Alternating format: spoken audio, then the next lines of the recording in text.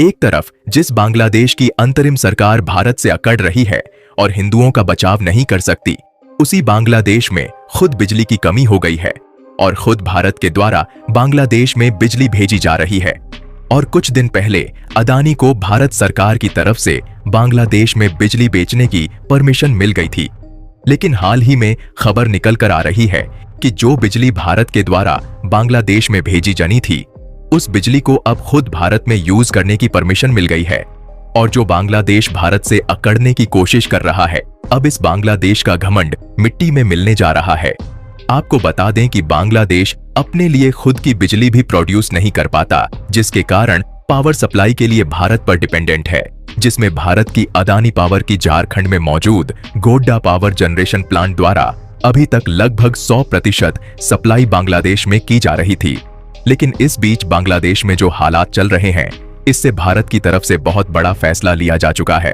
और इस रिपोर्ट में आप साफ साफ देख सकते हैं कि जो बिजली बांग्लादेश को सप्लाई की जा रही थी, अब उस इलेक्ट्रिसिटी को खुद भारत के अलग अलग और नए नए प्रोजेक्ट में इस्तेमाल किया जाएगा। इसके अलावा हाल ही में खबर निकल कर आ रही है कि बांग्लादेश के हिंदुओं द्वारा कुछ ऐसी मांगे की जा रही है जिससे बांग्लादेश में हिंदुओं के लिए एक नया देश बन सकता है। इसके अलावा हाल ही में 15 अगस्त के संबोधन में भारत के प्रधानमंत्री पीएम मोदी ने बांग्लादेश की नींद को उड़ा कर रख दी है। यहां तक कि बांग्लादेश ही नहीं बल्कि जितने भी मुस्लिम देश हैं, मोदी के इस बयान से वहां पर हड़कंप मच गया है। आज की इस वीडियो में भारत और बांग्लादेश से जुड़ी कुछ ऐसी इंटरनेशनल खबरों को बताने वाले हैं। क्या है पूरी खबर, क्या है पूरी अपडेट, बताते हैं आपको इस वीडियो में। तो आप इस वीडियो को पूरी आखिरी तक जरूर देखिएगा। लेकिन वीडियो में आगे बढ़ने से पहले आप सभी से एक रिक्वेस्ट है कि प्लीज आप इस वीडियो को एक लाइक कर दीजिए।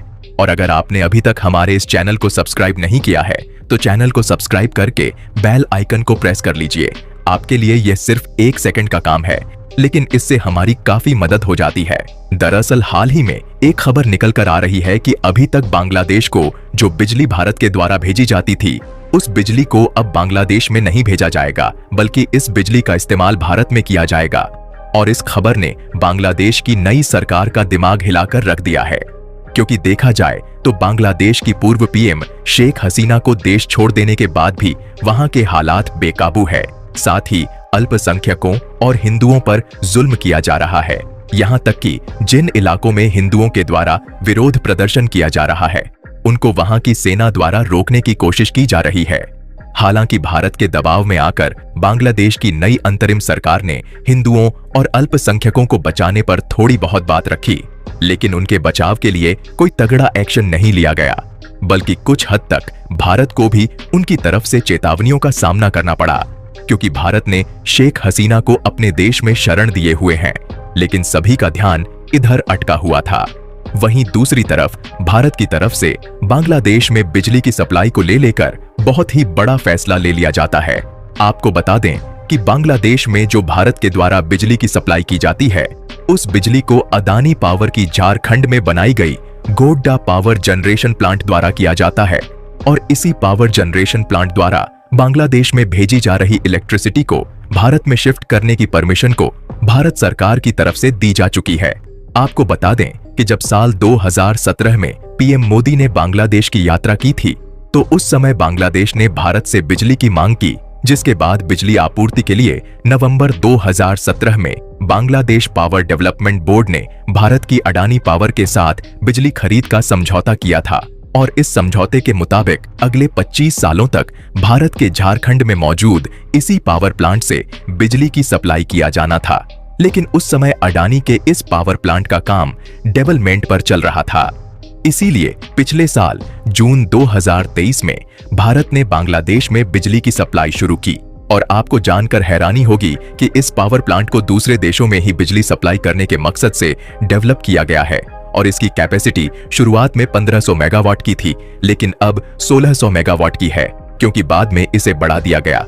यहाँ तक कि यह भारत का मात्र एक ऐसा पावर जनरेशन प्लांट है जहाँ की 100% बिजली अभी तक बांग्लादेश में ही सप्लाई की जा रही है, और इसकी थोड़ी सी भी बिजली भारत में उपयोग नहीं की जाती है। यानी कि जाहिर तौर पर बात है कि जिस पावर प्लांट की 100% बिजली बांग्लादेश में भेजी जा रही है, और यदि इस पावर प्लांट की बिजली को बांग्लादेश में बंद करके भारत में शिफ्ट कर दिया जाए तो बांग्लादेश की नई सरकार को झटका जरूर लगा होगा। अब आप इस मैप पर नजर डालिए जिसमें आप भारत और बांग्लादेश को आसानी से देख पाएंगे। यहाँ भारत का झारखंड राज्य है और झारखंड में जो रेड पॉइंट दिख रहा है, यहीं पर अदानी के द्वारा गोड्डा पावर जनरेशन प्लांट बनाया गया है।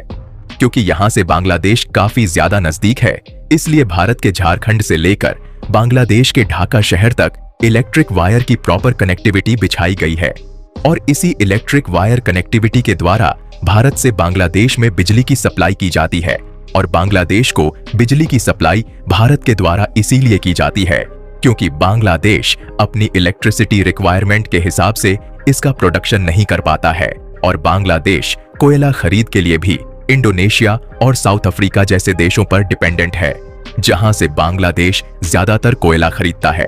लेकिन बांग्लादेश में इलेक्ट्रिसिटी की डिमांड बढ़ने के साथ साथ कोयले की इतनी ज्यादा खपत शुरू हो गई है कि बांग्लादेश को पिछले 1 साल में हर साल की तुलना में 2 गुना से भी ज्यादा कोयला खरीदना पड़ा है।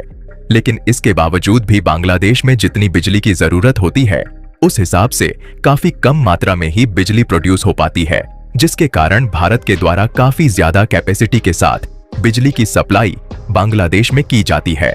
न्यूज रिपोर्ट की माने तो यह फैसला भारत की तरफ से 12 अगस्त को लिया गया है और वह भी भारत सरकार ने अडानी के इस पावर प्लांट से बांग्लादेश में भेजी जाने वाली बिजली को भारत में बेचने की परमिशन ऐसे समय पर दी है जिस समय बांग्लादेश में क्राइसिस चल रहा है और बांग्लादेश की नई अंतरिम सरकार भारत को अपने तेवर दिखाने की कोशिश कर रही है और बांग्लादेश के नए सरकार की अक्ल जिस तरीके से ठिकाने लगी है, इसका अंदाजा आप इस रिपोर्ट को देखकर लगा सकते हैं जो कि हाल ही में निकल कर आ रही है।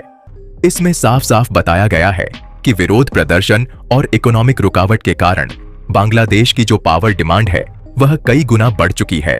यानी कि जिस समय बांग्लादेश की पावर डिमांड बढ़ रही है, उस समय भारत की तरफ से बांग्लादेश की पावर सप्लाई को भारत में मोड़ा जा रहा है।